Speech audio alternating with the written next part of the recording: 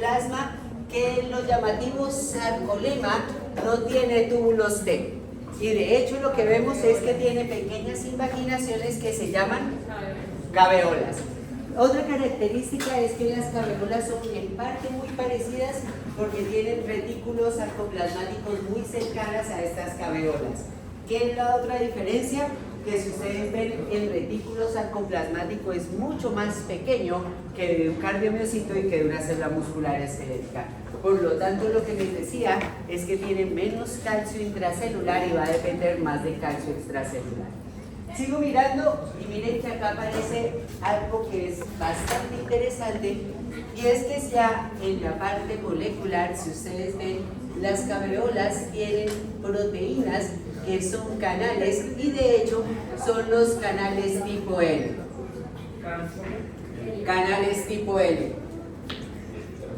Y acuérdense que los canales tipo L, ¿qué son? Canales de calcio dependientes de voltaje. Dime. Pero, o sea,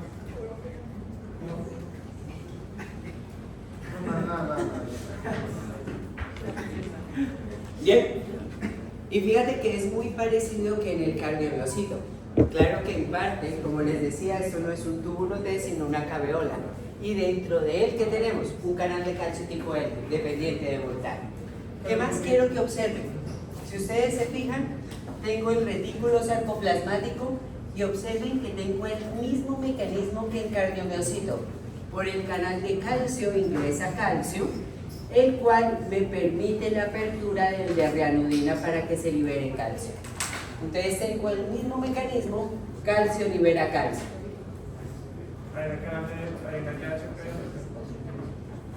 Es que es un canal tipo L.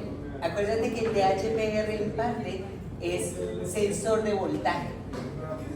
Y por eso es netamente de músculo esquelético, aunque estos también se pueden inhibir con DHPR, por eso se mantiene, pero son canales ya. ¿Listo? Ahora, ¿qué llama la atención? Si ustedes ven dentro del retículo sarcoplasmático, no solamente hay receptores de reanudina, sino también tengo receptores de IP3. Y llamo la atención, inositol trifosfato. ¿Y qué quiero que observe? Los incrementos de inositol trifosfato también pueden abrir este receptor de IP3 y aumentar la liberación de calcio. ¿Solamente a través de los agonistas? A través de todas las moléculas que incrementen IP3. Ay, no me acuerdo cuáles son. No te preocupes que ya vamos a mostrar. Si no, no te preocupes que eso ya lo mostramos ya a través de qué es. Pero ¿qué quiero que observen y llamo la atención? Si yo activo, y de hecho fundamentalmente fosfolipasa C, yo aumento IP3 y por ende aumento la liberación de calcio del retículo. Y llamo la atención, ¿por qué? Porque de hecho si ustedes observan esta gráfica de boron, miren que el receptor es metabotrópico. Y acá yo llamo la atención, ¿por qué? Esto significa que yo puedo generar aumentos de calcio o por cambios de voltaje o aumentos de calcio por algún agonista o por alguna hormona o por algún metabolito que me active algún receptor, que me active fosfolipasa C, que me aumente IP3 y que me termina provocando calcio. Es decir, que en esta estructura, y de hecho les voy a mostrar, no es indispensable un potencial de acción para que haya contracción. En este caso, el agonista podría ser molecular. Claro. Pero entonces el músculo líquido no está elevado por simpático o por simpático. Solamente simpático.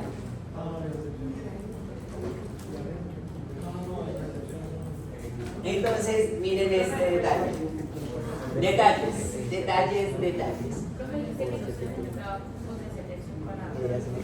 Para generar fuerza.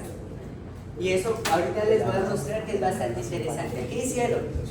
Se siguió estudiando las estructuras y los componentes de membrana, y si ustedes se fijan, aparecieron los canales de calcio tipo L, que ya se los expliqué, y llamó la atención. neurotransmisores y algunas hormonas pueden abrir directamente canales de calcio. Ahorita voy a hablar de ellos. 2. También proteínas como hormonas o neurotransmisores también pueden llegar a activar proteínas o canales a través de la activación de proteína G, o puede provocar la señal de IB3. Entonces, en parte, estos son como los componentes que ya habíamos mencionado, que empezó a aparecer, y de hecho llamó la atención en estos canales, que se llaman canales dependientes de estiramiento. Y de hecho, ¿cuál es la característica? Son mecanorreceptores que, si la estructura del sarcolema se estira, se genera la apertura de ese canal y permite la entrada de calcio. Y de hecho es bastante llamativo este mecanismo. ¿Por qué? Porque si ustedes ven en las arterias y sobre todo en la aorta hay una gran cantidad de músculo liso. Y uno dice, bueno, pero es poco inervado, entonces no hace nada. No, calma, no es que no haga nada, sino que de hecho cada vez que se aumenta por el volumen sistólico el volumen, estas estructuras se estiran, incrementan calcio y generan contracción. Es decir, que en parte ayudan a la generación de presión con el componente elástico, ¿sí? Entonces, como les digo, no es que no estén regulados, sino que tienen otros mecanismos de regulación. ¿Qué otro llama la atención? Y de hecho esto fue un mecanismo que se estudió desde el 2000 y se llama los canales SOC, que es acá. Los canales SOC, S-O-C-O, tienen la característica de, son canales que se operan por concentración de calcio. ¿Qué significa? Se encontró que la célula muscular, cuando reduce la concentración de calcio en el retículo, se abre este canal y permite que haya aumentos de calcio. Lo que pasa es que es con doble C. Porque se pueden bajar los niveles de calcio.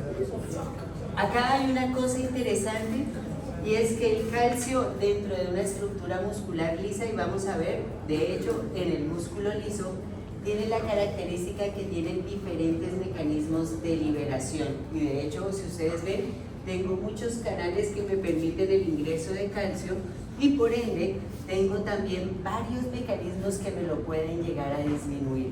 ¿Listo? Entonces, ¿cuál es el problema?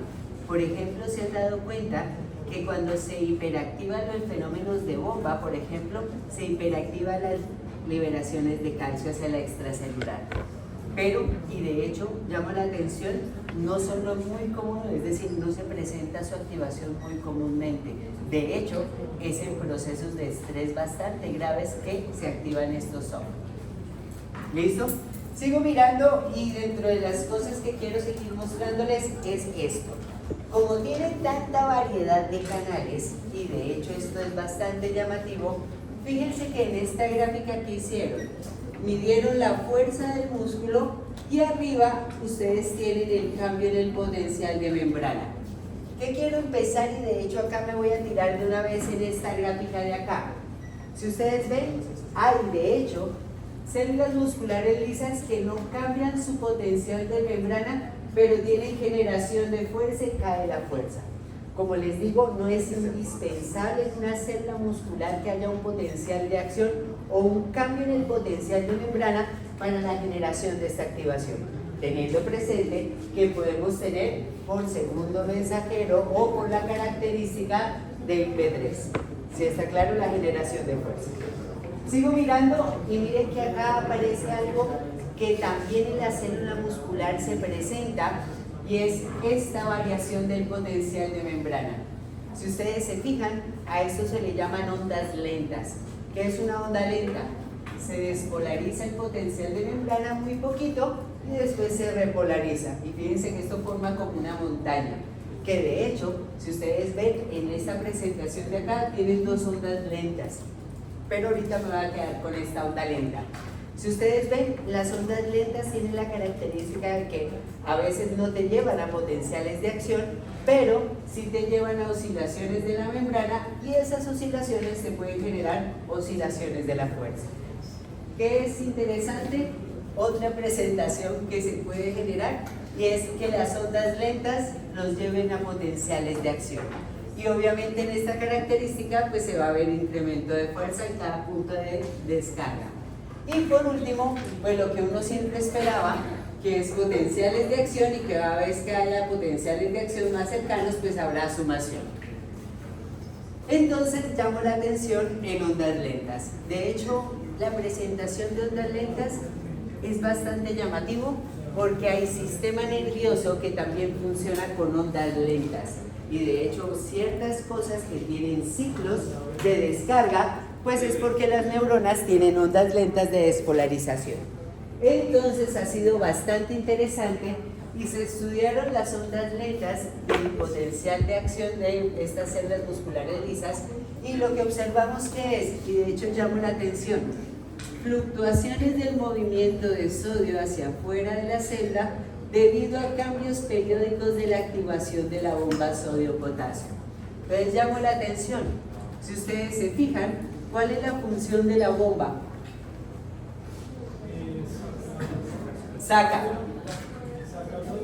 Saca sodio, mete potasio. ¿Cuántos sodios saca? Saca 3 sodios y mete 2 potasios. ¿Listo?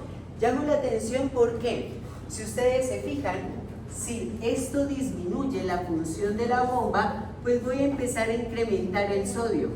¿Y eso qué provoca? Que se empiece a despolarizar. Pero tiene la característica que cuando llega a un potencial de membrana un poco más despolarizante, pues la acción de la bomba empieza a aumentar y eso empieza a reducir nuevamente el potencial de membrana y fluctúa, y a veces si se estimula esa fluctuación pues puede llegar al potencial de acción. ¿Qué quiero llamar la atención? Si ustedes ven, los potenciales de acción son mediados por canales de calcio tipo L, y la fase de repolarización es por canales de potasio. Profe, no entendí. O sea, él llega a la despolarización. Pero Estas ondas hasta... lentas, Ajá. esta formación de ondas lentas se debe a la oscilación de la acción de la bomba sodio-potasio. Entonces, si tú ves, acá tienes una despolarización. ¿A qué obedece? A una disminución de la acción de la bomba. Entonces, eso que hace que se te empiece a acumular sodio y eso empieza a despolarizarte. Y acá se activa más la bomba. Por eso se llaman fluctuaciones de la bomba. Ah, claro, si tú activas más la bomba, ¿qué vas a hacer? Empezar a sacar más sodios que potasio, y eso va a hacer que se repolarice, se vuelva más negativo. ¿Sí está claro?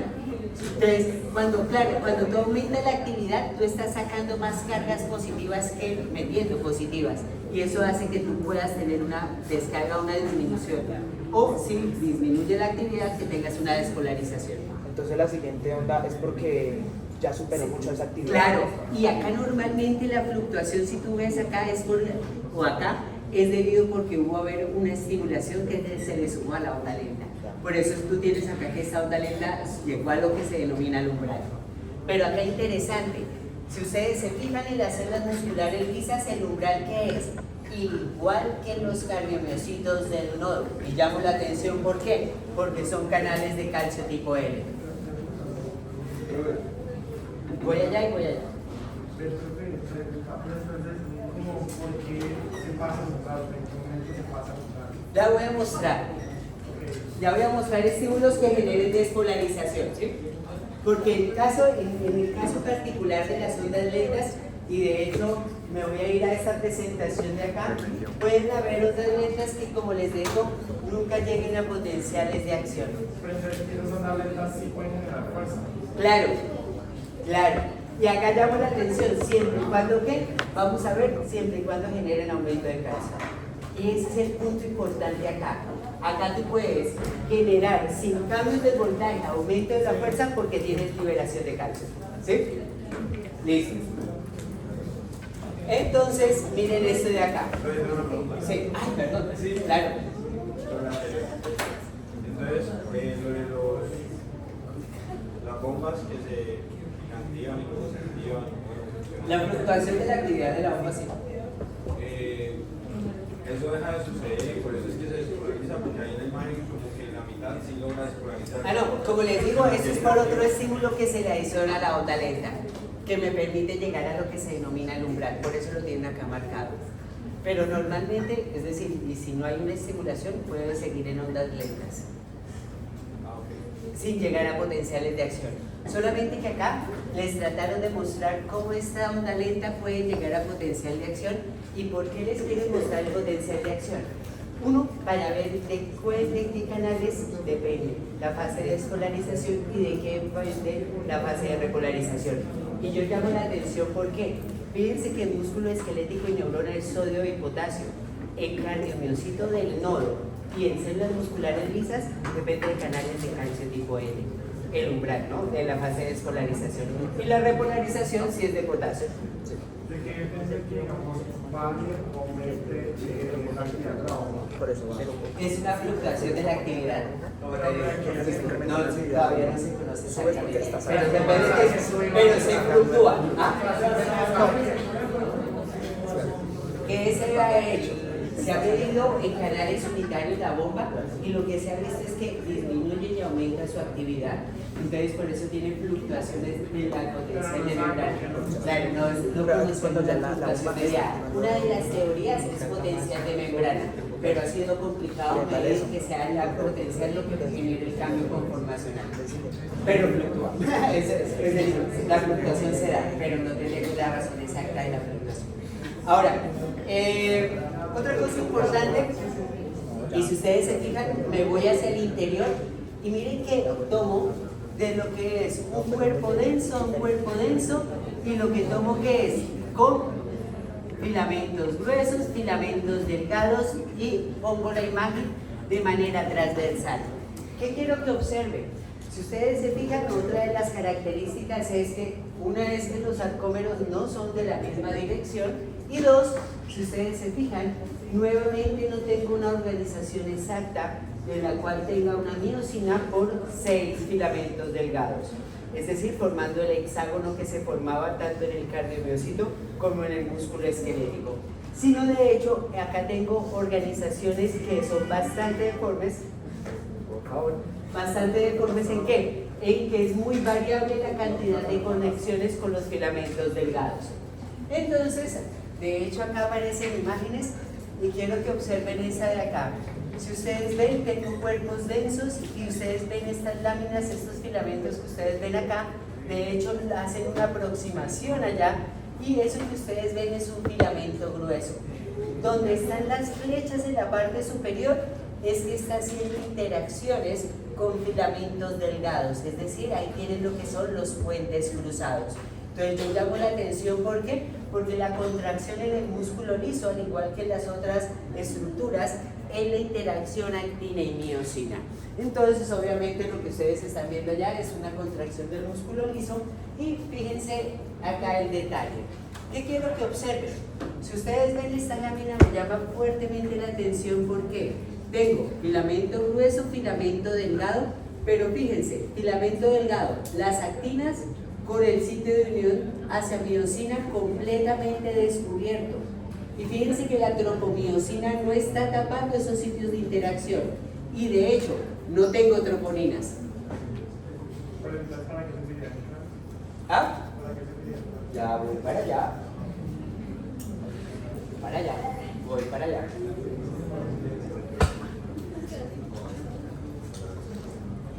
Dos. ¿Qué me llama la atención de esta imagen? ¿Por qué se tratan mal, por favor? No se traten mal, por favor. Gracias, por favor. Si no lo vi, no, mira acá. Eso me afectó mentalmente, eso me afectó. Yo creo, bueno, por favor que la interacción actina y miosina no termine en tener un compañero. ¿Qué quiero llamar la atención? Importante. Si ustedes se fijan, nuevamente para que haya interacción actina y miosina, necesito la fosforilación de la cabeza de la miosina. Y acá es un punto que es bastante interesante. ¿Por qué? Porque si ustedes se fijan, la fosforilación en parte me va a regular la interacción actina y miosina.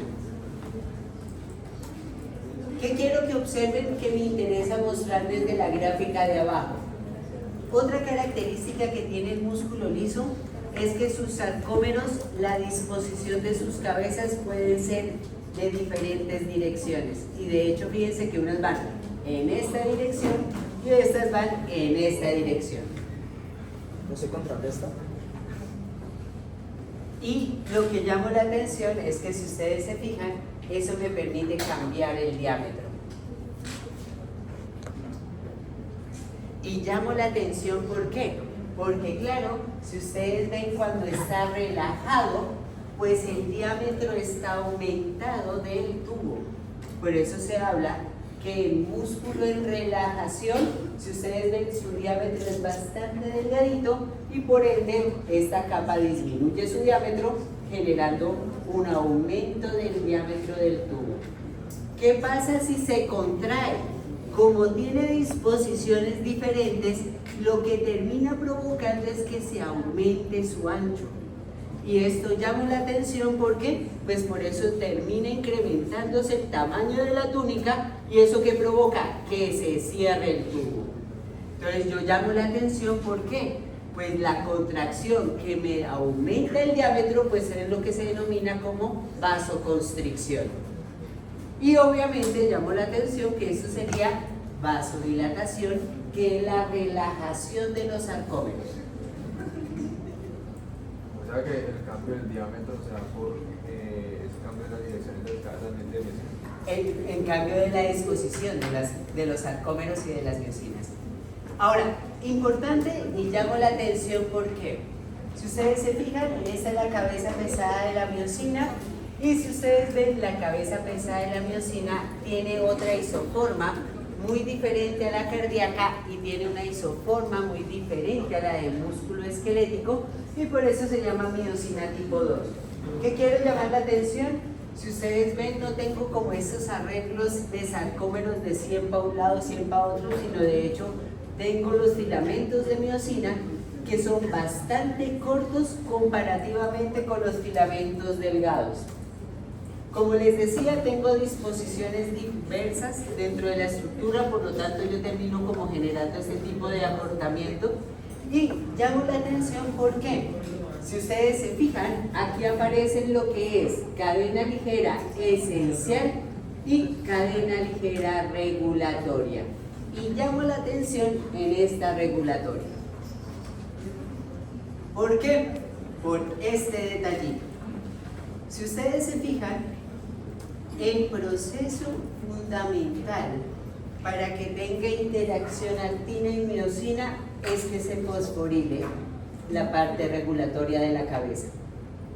Y si ustedes se fijan, para fosforilar esa parte de la cabeza necesito una quinasa. Y como esa quinasa fosforila a la miocina, se llama la quinasa de la cadena ligera de la miocina.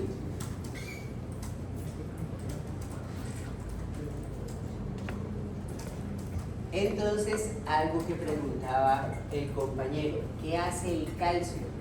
Pues el calcio hace un complejo con una proteína que se llama calmodulina y activa la quinasa. Te lo repito. ¿Qué hace el calcio? Si ustedes ven, el calcio se une a una proteína que se llama calmodulina y lo que hace esa proteína calmodulina cuando se une a calcio es activar la quinasa. Por lo tanto, termina la fosforilación de la cabeza de la miocina, permitiendo la interacción actina y miocina. Profe, Sí. nos hablaste ahora sobre cadena ligera esencial y regulatoria. Sí. ¿La fosforilación pasa en la regulatoria nada más? ¿Y en la Es que otra? la regulatoria modifica la estructura de la cabeza para que haya la interacción. Ok, sí. Finalizando la fosforilación de la Sí. cabeza. Una pregunta para si entendí bien una cita de los Sí. Para que haya la unión, tiene que haber una quinasa que haga la fosforilación para que se logre la unión, ¿cierto? Perfecto. Y esa quinasa, para funcionar, necesita del calcio, porque el calcio tiene que unirse a la calmodulina para poder hacer la fosforilación y Sí. luego lograr la unión. Ahí hay una cosa importante y es que necesita el complejo calcio-calmodulina. Y menciono eso porque, claro, el calcio es el que se va a fluctuar en contracción porque el calmodulina está presente. Entonces, en parte cuando tú tienes el complejo calcio-calmodulina es que tú activas la quinasa. Por eso, en parte, todo el proceso de contracción es dependiente del calcio. ¿Sí es claro esto hasta aquí? ¿Sí? No, con gusto. Entonces llamo la atención porque, miren esto. Esta imagen me parece bastante llamativo porque, como les decía, el músculo liso tengo dos posibilidades. O mover calcio desde el retículo o mover calcio desde la membrana. Si ustedes se fijan, independientemente de donde venga, ¿qué hago? Independiente, si aumento el calcio, miren que se usa calmodulina, activa la cadena, la quinasa de la cadena ligera de la miosina, esta fosforila la cabeza y me permite la interacción actina y miosina. Contracción muscular. Ahora, ¿qué es llamativo? Si ustedes se fijan, la estructura puede quedar así en cerradura. ¿Qué significa en cerradura? Mantener la contracción mientras se mantenga la fosforilación. Y yo llamo la atención, ¿por qué? Porque la única forma para que esta cosa se relaje es desfosforilando la cabeza pesada.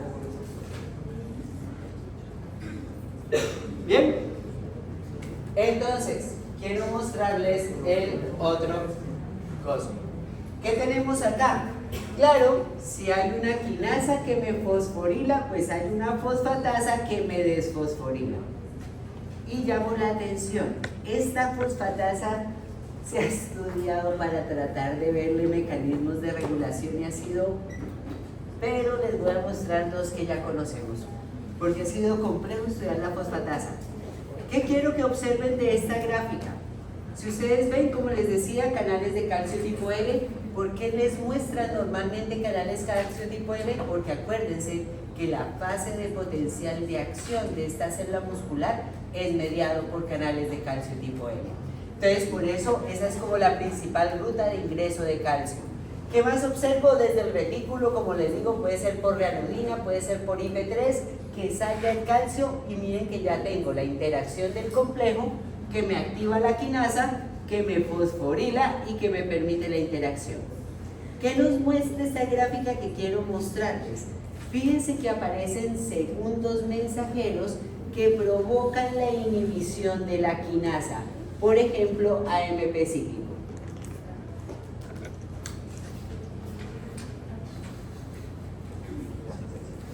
Entonces, una forma de provocar la relajación puede ser a través de la inhibición de la quinasa.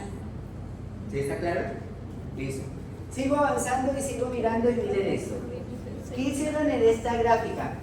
Comparar la sacudida simple de un músculo esquelético, de un cardiomiocito y de una célula muscular lisa. ¿Qué observan ahí? Claro, el músculo esquelético tiene una sacudida simple muy rápida y acuérdense que esto es mediado por su potencial de acción que es muy rápido. ¿Qué llama la atención? El que le sigue en velocidad es el cardiomiocito. Y acá pues en parte su retraso es mediado por la fase de meseta, pero acuérdense que la fase de meseta tiene la característica principal de permitir el calcio ingresa, calcio libera. ¿Qué otra cosa observo? Pues miren que aparece la del músculo liso y es fuertemente llamativo. ¿Por qué? Es la que más lenta en contracciones. Y acá uno entiende por qué. Claro, es más lenta en contracción porque aumenta el calcio se pega a la calmodulina activa la quinasa fosforila y ahí hay interacción actina-miosina. Es decir, hay muchos más pasos presentes y eso hace que esto se aumente en el tiempo. ¿Qué quiero llamar la atención? Si ustedes ven, también cae lentamente. ¿Por qué? Porque depende de la activación de la fosfatasa. Entonces se ha visto que cuando hay incrementos de calcio se activa la fosfatasa y después eso provoca que cuando el calcio se disminuye caiga la fosfatasa. Pero en parte era el único como mecanismo conocido que teníamos de interacción de ella. Entonces aquí muestro esto. Como les decía, varios mecanismos de entrada, pero también varios mecanismos de salida. Cerca, transportador activo que tiene el retículo para almacenar el calcio. ¿Por qué se necesita un transportador activo? ¿Por qué se necesita y por qué sé que esto es un transportador activo? ¿Cuál es la característica de los transportadores activos? Que siempre son activos. Que necesitan energía.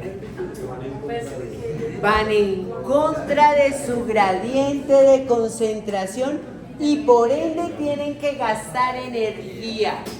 Y yo llamo la atención de que yo sé que esto es un transportador activo porque el retículo siempre tiene mayor concentración de calcio que el sarcoplasma.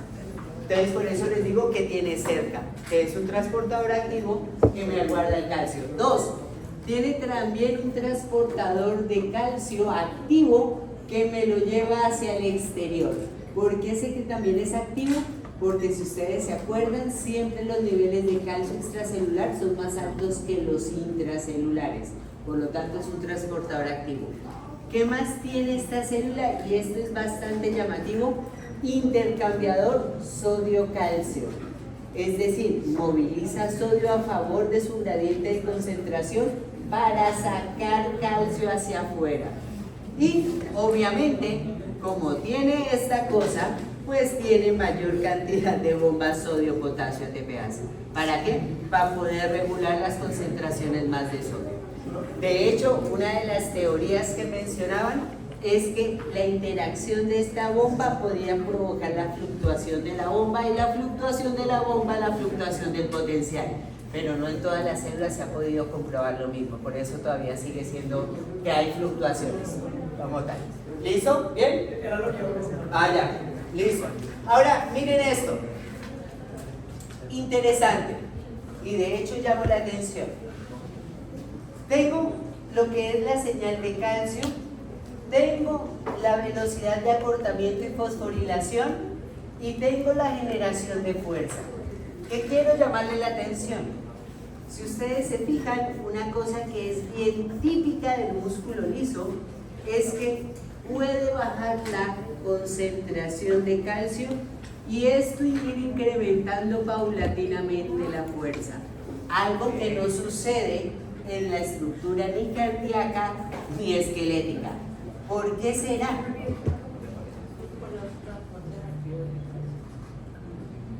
No es por lo de la fosforilación. Pues en parte, y llamo la atención, claro, los primeros incrementos de calcio lo que van a hacer es que activar diferentes calmodulinas, pero fíjense que las calmodulinas seguirán siendo activadas en toda esta parte. Y llamo la atención, ¿por qué? Porque en toda esta parte hay aumento de calcio. Entonces esto es interesante, ¿por qué? En la medida que haya siempre aumento de calcio, pues yo tengo la activación o fosforilación. Y por ende, si yo sigo fosforilando, pues yo tengo generación de fuerza. Y llamo la atención de una cosa. Si ustedes ven, en muchas células cae la concentración y no cae la fuerza. ¿Por qué? Porque no se activa la fosfatasa. Y llamo la atención, ¿por qué? Porque para que la fuerza caiga, debe activarse la fosfatasa. Entonces lo que yo observo que es, no siempre las caídas de calcio provocan la activación de la fosfatasa y por eso yo tengo una línea verde allá arriba. ¿Listo? Sigo mirando y fíjense esto de acá, ¿sí?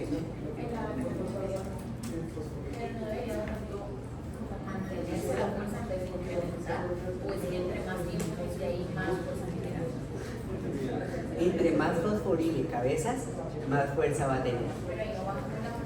Claro, es que baja el calcio, pero no significa que baje la cantidad de fosforilaciones de las cabezas. Porque acuérdate que las fosforilaciones se fosforila y queda fosforilado. Entonces se puede unir otra calcio con otro calmodulina y fosforilar o a otra más. Y en la medida que vaya aumentando, pues vos vas a tener más interacción aquí en el miocito. ¿Sí? Ahora, miren esto, vaso sanguíneo y como les decía, imágenes que son bastante interesantes de la arteriola. ¿Qué quiero que observen de la areola? Como les decía, la fuerte inervación simpática, y de hecho llamo la atención en estas protuberancias que ustedes ven aquí, y esas protuberancias que son las denominadas varicosidades simpáticas. Y tengan presente que en estas varicosidades simpáticas es donde tenemos el neurotransmisor. ¿Listo?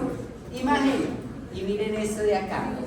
Una de las cosas que hace llamativo músculo liso, y de hecho que ustedes mencionaban y sobre todo que nos preguntamos qué es su regulación, es que no solamente tiene el sistema simpático, sino que también, llamo la atención, puede ser regulado por hormonas que estén movilizándose en sangre y puedan pasar el endotelio, o dos, y llamo también fuertemente la atención, puede ser mediado por células endoteliales que liberen moléculas que regulen al músculo liso. Entonces, yo llamo la atención, ¿por qué? Pues si ustedes se fijan, aparece entonces hormonas, células endoteliales, sistema simpático como factores de regulación. Miro y chismoseo. Miren acá. ¿Qué quiero observar acá?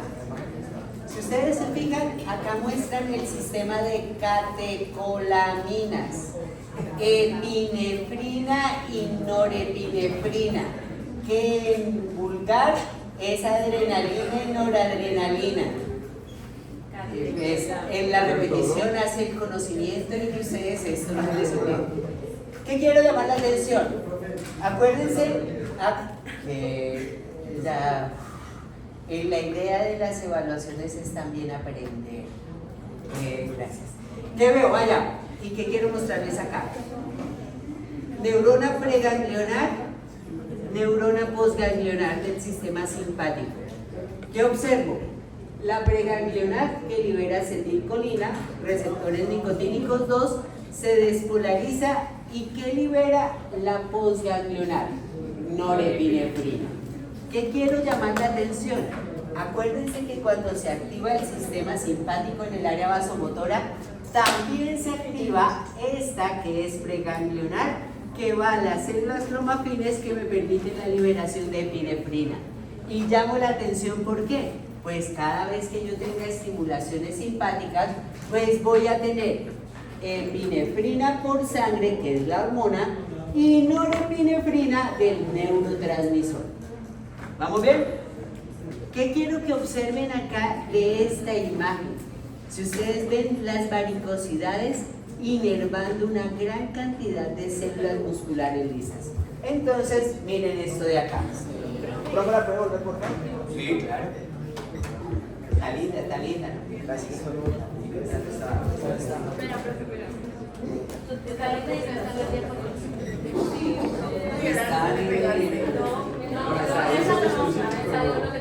Es correcto.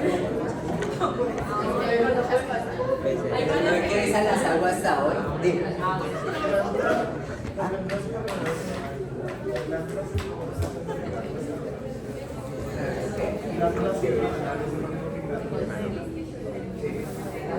Lo que pasa es que acuérdense una cosa importante. Desde la reunión ustedes tienen la glándula suprarrenal y ese tiene dos componentes. Pero después lo van a ver en el ¿Cuándo vas? No. porque sale la parte superior del ¿Para que yo vea ahorita? Ahora, ya, ¿qué quiero mostrarles acá?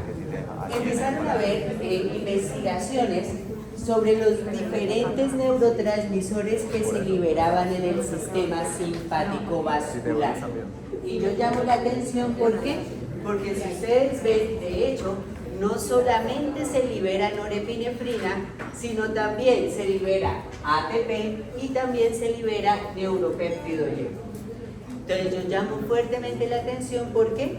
Porque las varicosidades simpáticas a niveles vasculares pues tienen diferentes neurotransmisores, pero el principal sigue siendo norepinefrina. ¿Qué son las varicosidades simpáticas? Es esas predominancias que ustedes ven aquí. Estas de acá, estas prominencias, se le llama varicosidad. Y de hecho, en la imagen es esto que ustedes ven acá como protuberancias del sistema simpático, ahí son las varicosidades. Entonces, no es igual que las caveolas, nada, no porque es la parte externa. Y acuérdense que la caveola es de la membrana del músculo, una impaginación, una pequeña impaginación.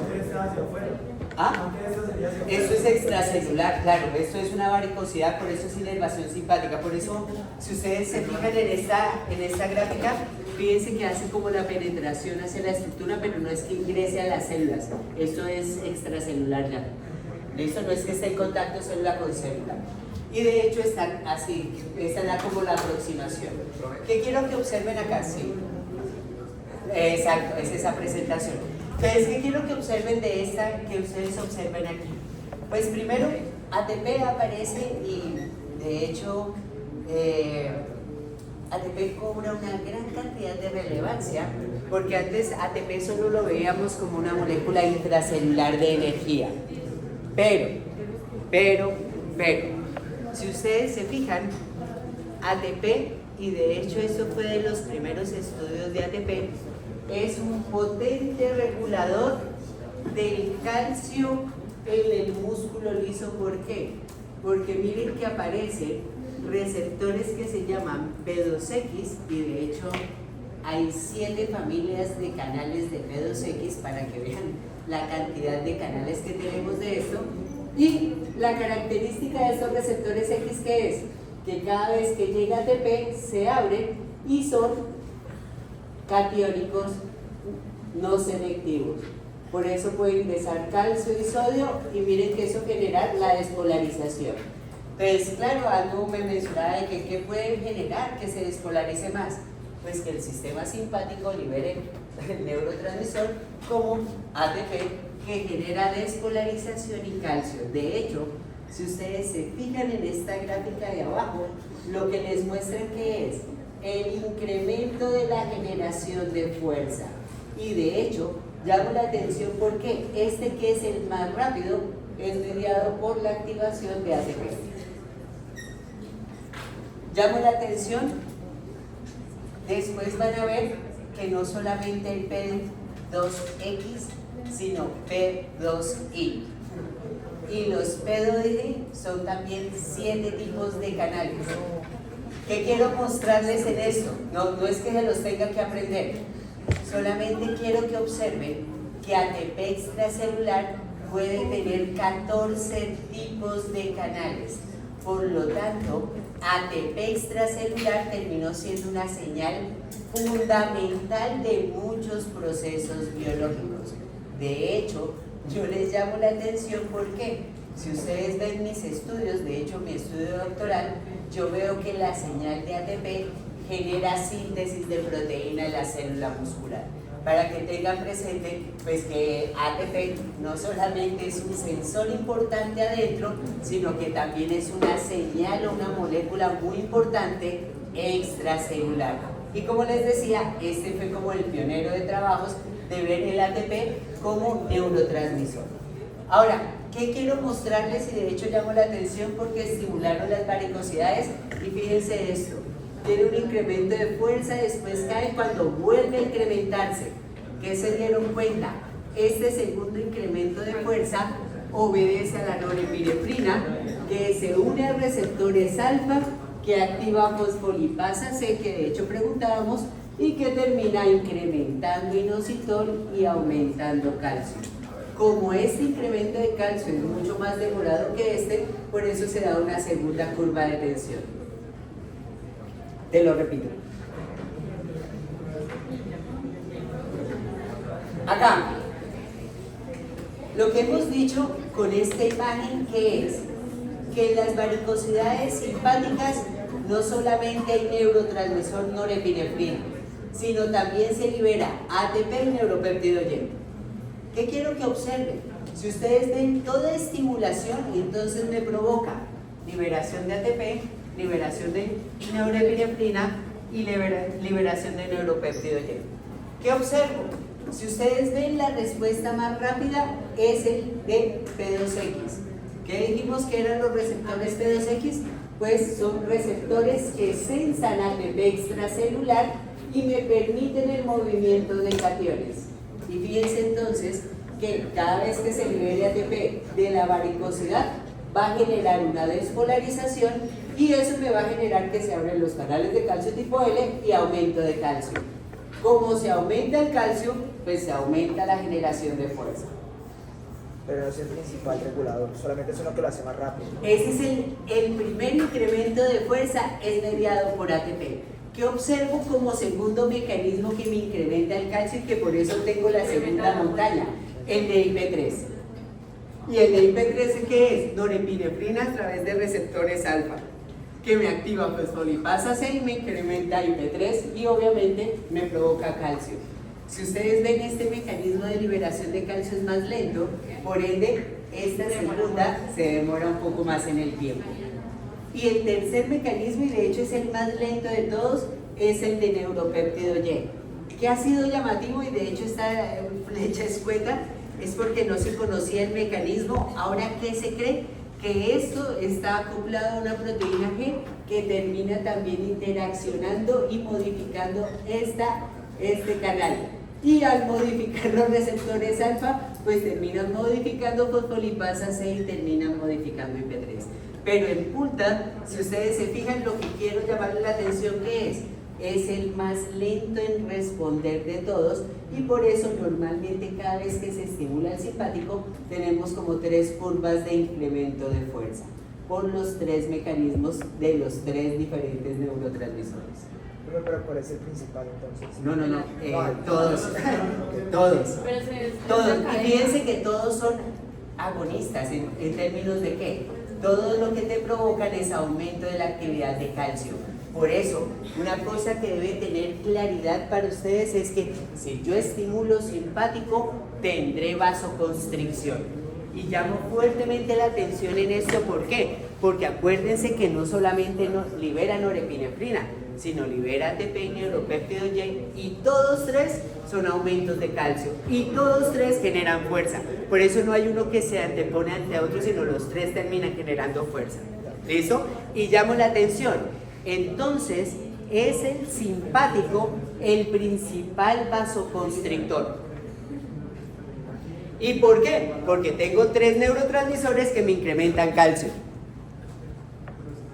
¿Sí es claro eso? ¿Sí está claro eso? IP3 abre los de ranolina. Claro, esos pueden provocar las de apertura, tanto los de calcio como los de ranolina, porque ingresa calcio. O sea, IP3 puede estar como ranolina del artículo como los de... Este provocaría apertura de ranolina y por acá de IP3. Ajá. Sí, era la pregunta, ¿verdad? Listo. Entonces, fíjense acá. Moléculas de regulación. Aquí hay algo que, como hay muchas moléculas que puede regular el músculo liso, lo que hicieron para que sea sencillo es organizarlas en moléculas que sean homónimas o que hagan el mismo mecanismo. Si ustedes se fijan, de hecho, bueno, ese libro, como les digo, es un buen recomendado. Me parece un esquema simple, como nos muestran muchas moléculas. ¿Qué tengo? Norepinefrina, epinefrina, angiotensina 2, endotelina 1, vasopresina, acetilcolina. ¿Van conmigo la lectura de la imagen de la parte de arriba? ¿Qué observo? Tiran una flecha hacia el receptor y miren que activa una GQ que termina activando la fosfolipasa C, aumentando IP3, aumentando la liberación de calcio, aumentando la contracción. ¿Van conmigo en la gráfica?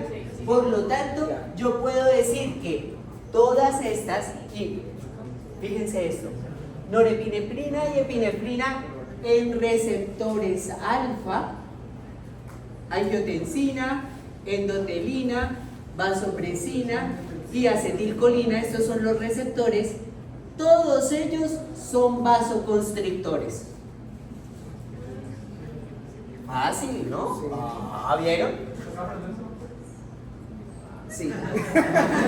Sí. Esta risa fue algo interesante. No puede hablar con ustedes. ¿De qué es? La comunicación no verbal es un proceso bastante interesante de analizar. ¿Y esa edad? Diacilglicerol. También puede activar la fosfolipasa, sí. Pero no es el mecanismo principal. ¿Listos? Miren esta de acá. Vérense, paso para acá. 2. ¿Qué quiero que observen? Lo mismo, pero.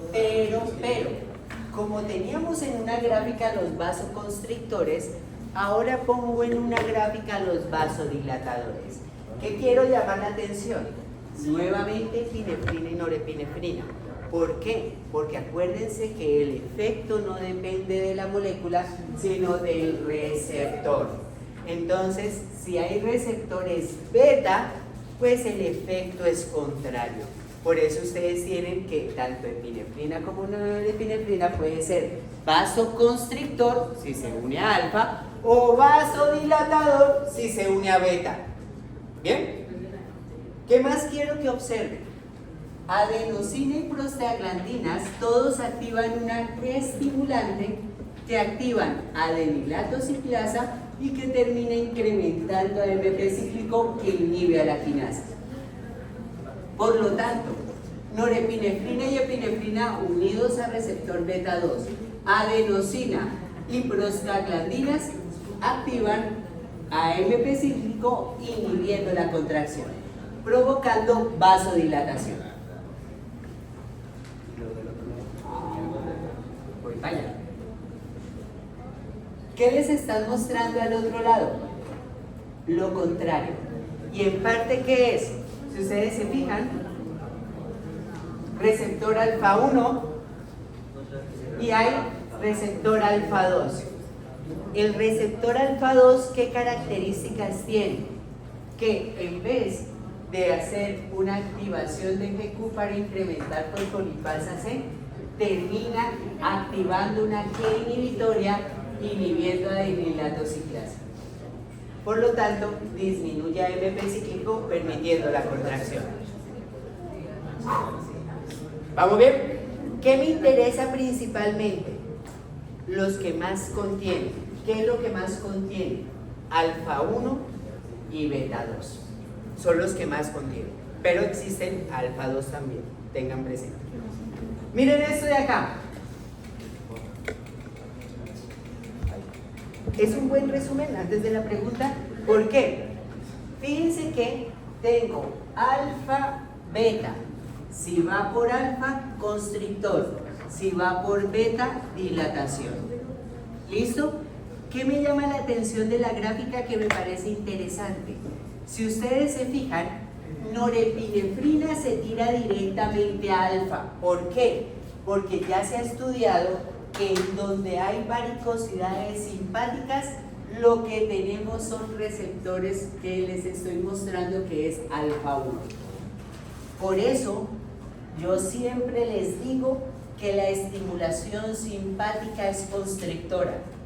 ¿Por qué? Porque cada vez que estimulo simpático, lo que hay abajo de las varicosidades son receptores alfa 1.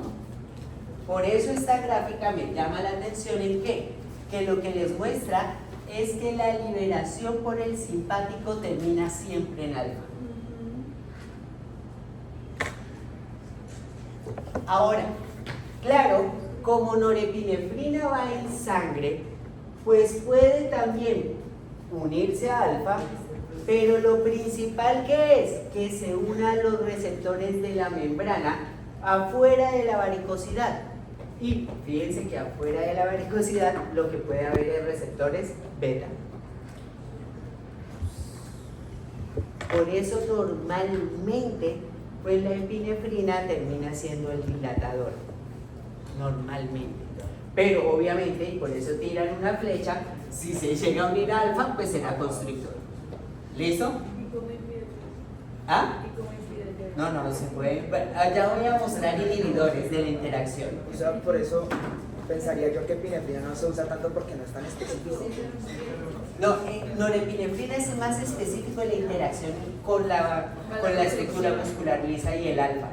Okay. Sí, pero epinefrina, por ejemplo, para vasodilatación, pues no sería tan específico, o sea, no es tan bueno usar, ¿cierto? Por eso.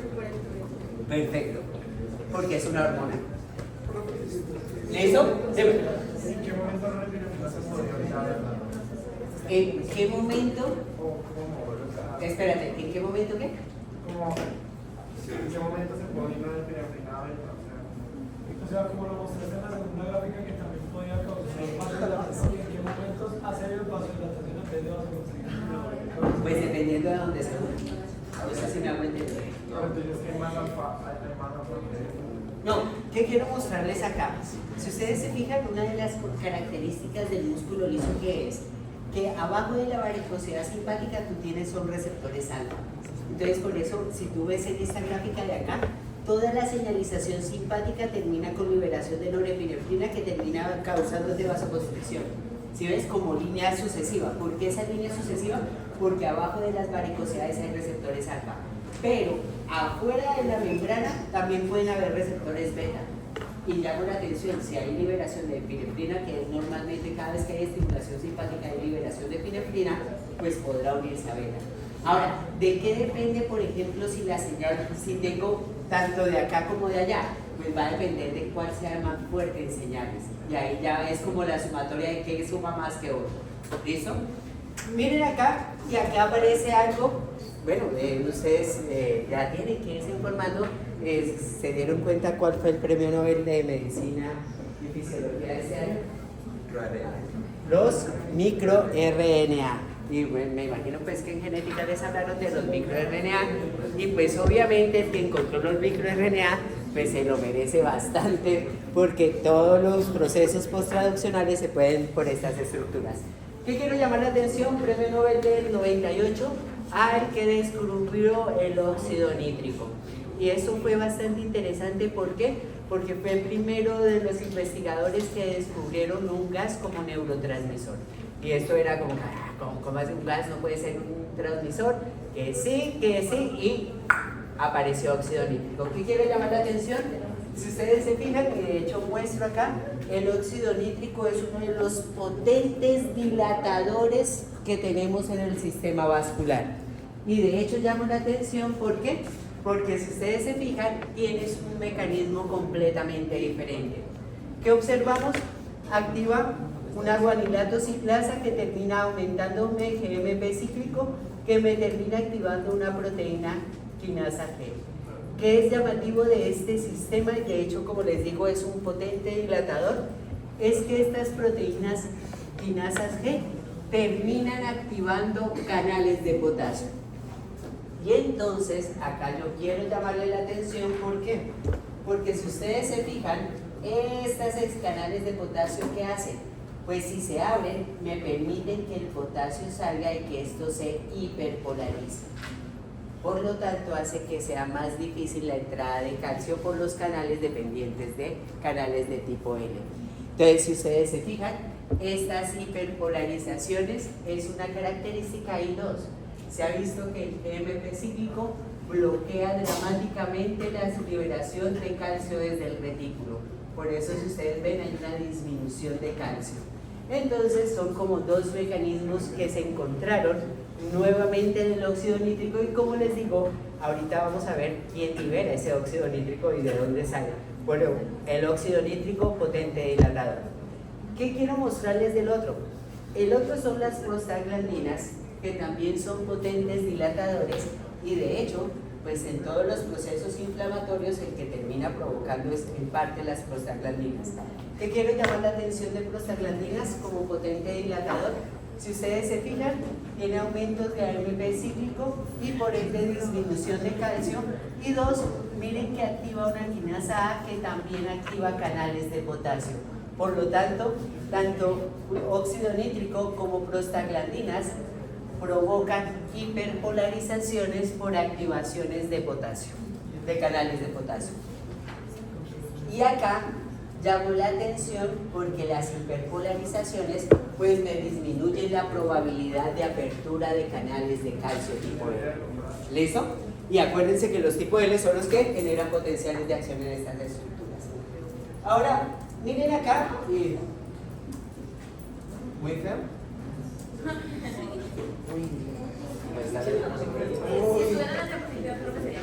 Profe, las tareas no son ideas. Es que yo voy modificando practicando en la medida que voy estudiando, pero yo estas se las cuelgo, ¿listo? Se las cuelgo hoy. Eres el mismo. Sí. ¿Y qué quiero mostrarles? Si ustedes se fijan, hablan acá, ¿qué es esta estructura? La quinasa, esta. La calmodulina, calcio-calmodulina activan la quinasa, por lo tanto me permiten la contracción. ¿Hasta ahí vamos bien? Importante, para que haya relajación necesito la desfosforilación, por eso necesito la fosfatasa. Como les decía, esta fosfatasa ha sido interesante en el sistema, ¿por qué? Pues una de las características es la hiperpolarización. Y por eso, si ustedes ven, aquí aparecía, como les digo, esto causó bastante revuelo porque no se había encontrado un mecanismo directo, como les decía. ¿Y qué se encontró? Que las hiperpolarizaciones provocan la activación de la fosfatasa, por lo tanto la relajación. Entonces, si ustedes se fijan en esta característica, ¿qué es? En la relajación se disminuye el calcio, pero además se disminuye la concentración de estos iones, provocando que se hiperpolarice la célula, se active y se relaja.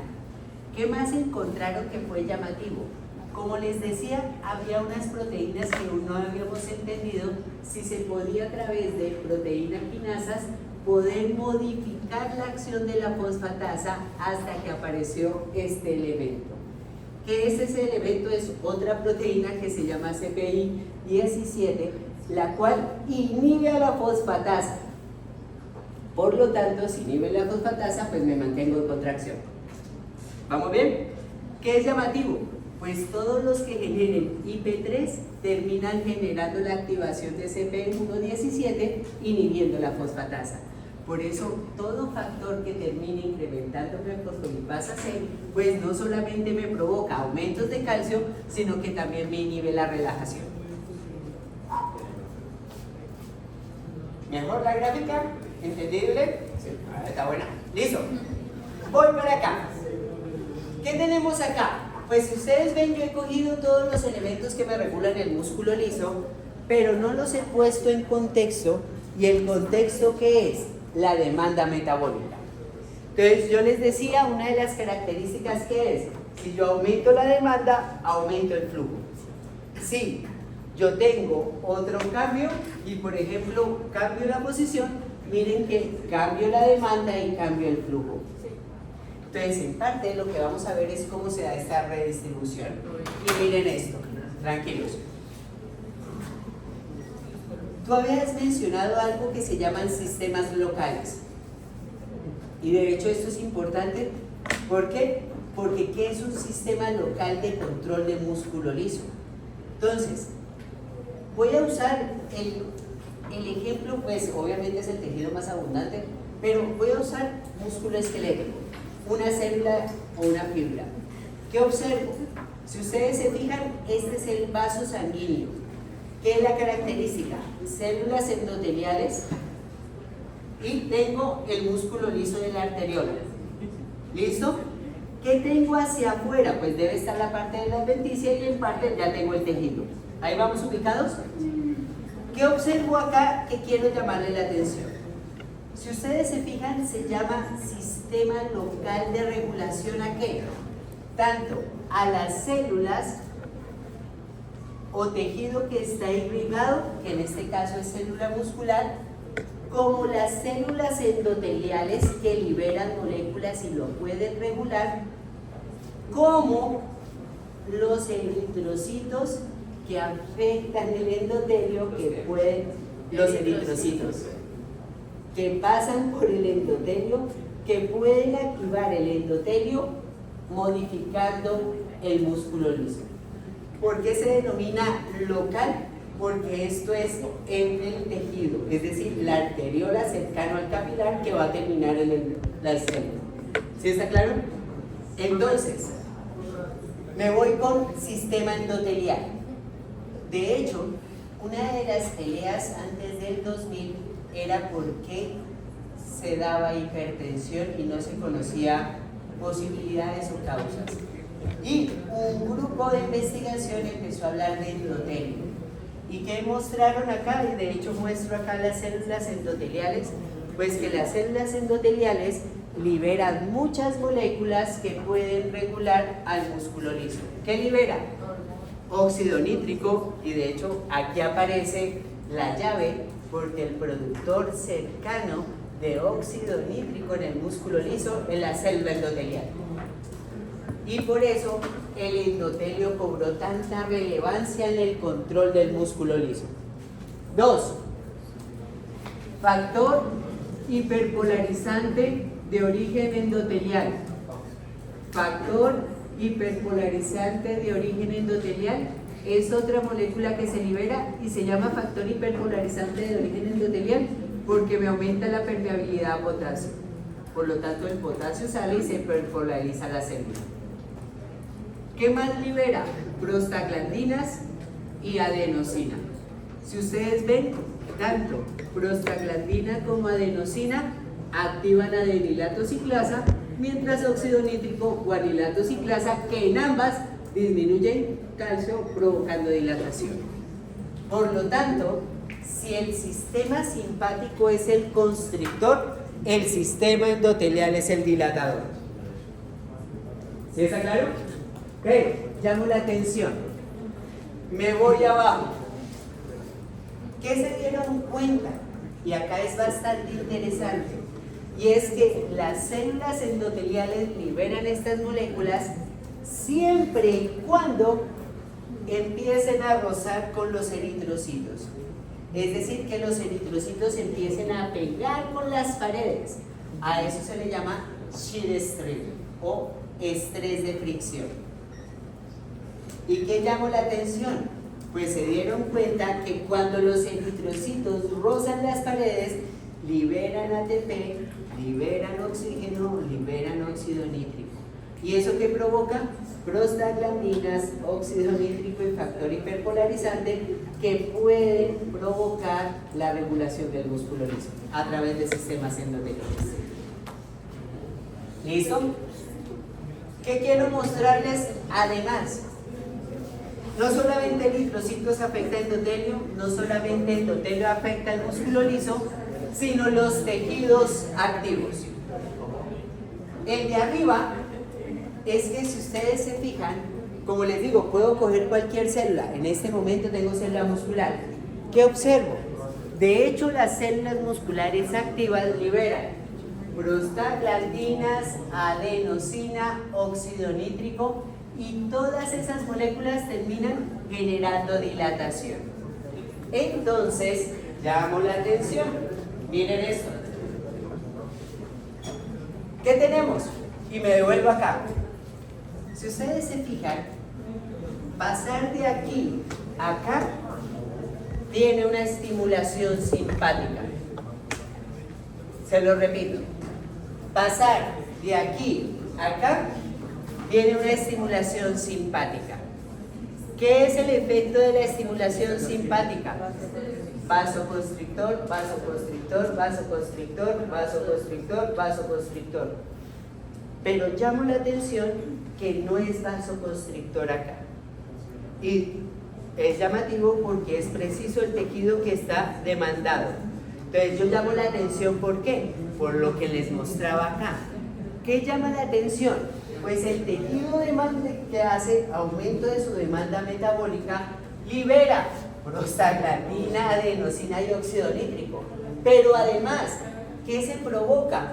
Se incrementa el movimiento de eritrocitos sobre el endotelio. ¿Y eso qué provoca? Activación del endotelio. Por lo tanto, cuando ustedes activan una célula, pues lo que están es activando el sistema que se denomina local. Entonces yo llamo la atención, ¿por qué? Porque eso nos da esta imagen. El simpático liberando moléculas que provocan vasoconstricción, pero tenemos los tejidos activos que liberan moléculas dilatadoras. Y entonces aquí llamo la atención de un concepto que fue bastante llamativo y es la simpaticolisis. ¿Y qué significaba simpaticolisis? Pues la inhibición de los receptores alfa y de la estimulación de norepinefrina al receptor alfa. Entonces, ¿qué se conoce? Y de hecho, esta gráfica me encanta, ¿por qué? Si ustedes ven todos los factores dilatadores, tanto de la estructura celular muscular en este caso, como de las células endoteliales, pueden provocar vasodilatación, pero además inhiben la interacción con el receptor alfa, fenómeno que se llama simpaticolisis. Por lo tanto, en parte lo que tenemos aquí que es que estas estructuras también están en liberación simpática, pero estas estructuras que tienen todo el sistema local activado. Y como tienen el sistema local activado, pues lo que tienen que es vasodilatación. Y por eso yo llamo fuertemente la atención, ¿por qué? Porque si ustedes ven, acá se menciona que los factores locales se sobrepasan a el sistema nervioso autónomo. Entonces yo llamo la atención, ¿por qué? Claro, si ustedes se fijan, ¿qué implicaría que nosotros aumentemos la cantidad de comida en el sistema gástrico?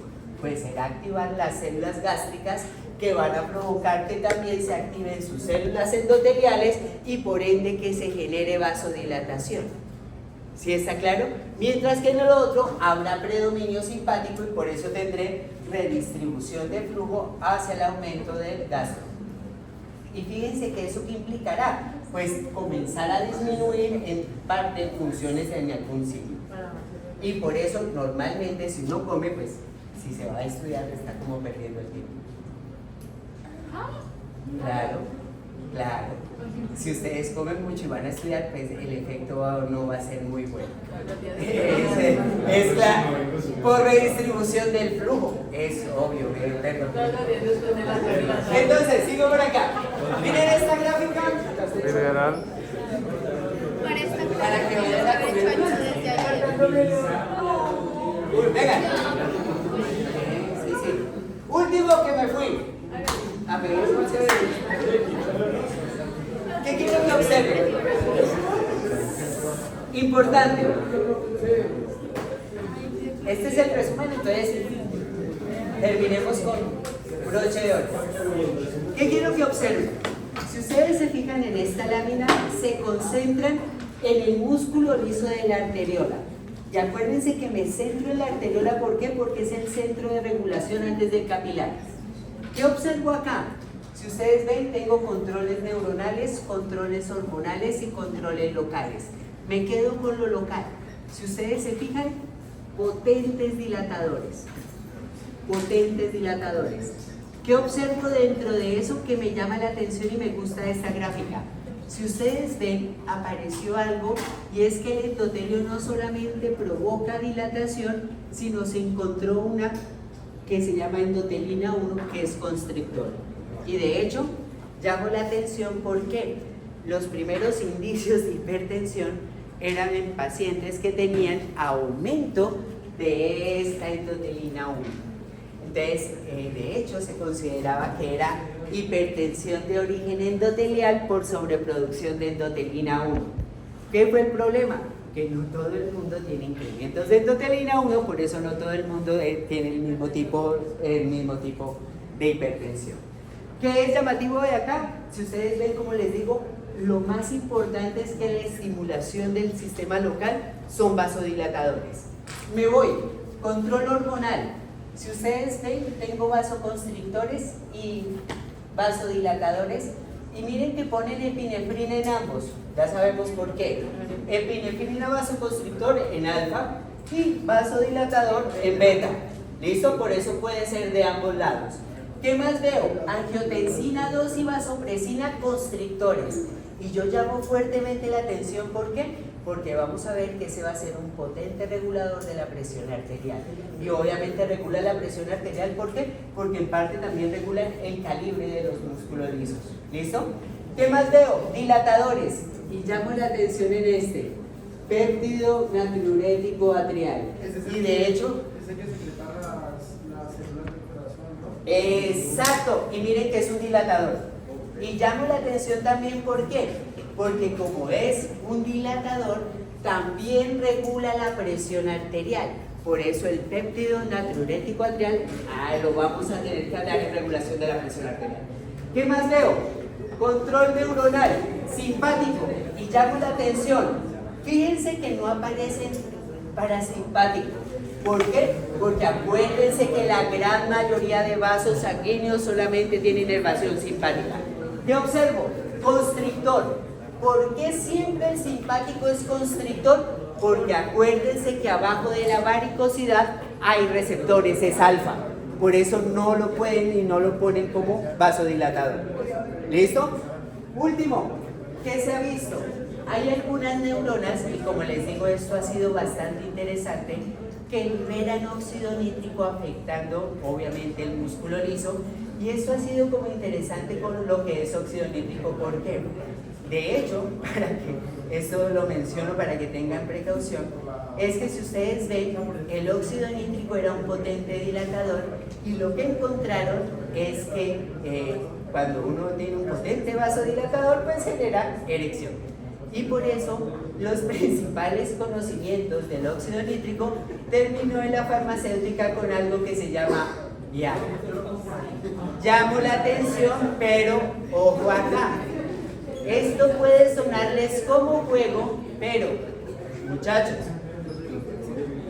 como ustedes saben, la población humana es muy curiosa y entonces consumen esto, y entonces yo llamo la atención porque claro, como es un potente vasodilatador, pues puede sostener erecciones durante largos periodos de tiempo, siendo esto demasiado doloroso y molesto.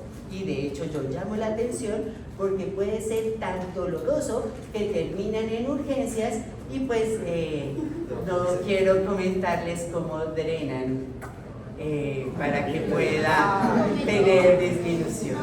Entonces, esto solo se los comento, es para que no se pongan creativos en sus vidas, y sobre todo creativos con fármacos, y sobre todo lean antes de tomar cualquier cosa, obviamente. ¿Listo? ¿Preguntas? Que les vaya muy bien. Mañana, los de las 9, si van a hacer algo esta noche, los espero a las 2, no hay ningún problema. No falten a clase. Bueno, venimos a las 2.